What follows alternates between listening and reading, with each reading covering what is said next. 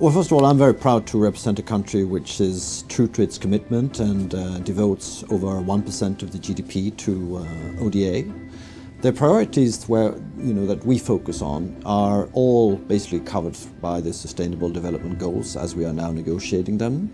And we can afford to have many priorities since we are a fairly big donor. And they go from eradication of poverty to peace building to strengthening democratic institutions. Human rights remains a very strong point for us. Gender issues and the work on climate change needs to be at the core of everything we do and are central to any human development aspirations. UNDP has a very strong and long-standing engagement in many countries, very vast field experience, very close relationship with many of the developing countries' governments, and is a little bit of an agent of many other development actors.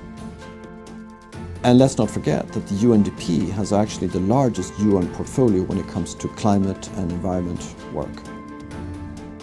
Given the dramatic effects we see of climate change, I believe that UNDP's work in this area is likely to be increasingly important in the future.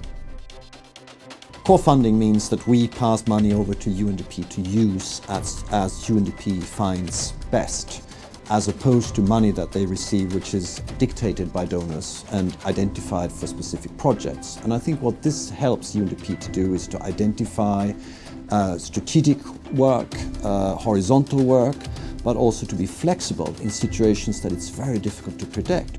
We have the Ebola situation that erupted in West Africa. We have the Nepal disaster very recently that no one could predict, but you still need funding to help out and sort out those kind of situations. Ranging from work we've been doing together with UNDP to assist hundreds of families in Cambodia with their water management, supporting Palestinian women and girls in protecting their legal rights. We have helped small island states to protect themselves from climate change. We have been working with UNDP to support the democracy as it is being strengthened in Tunisia.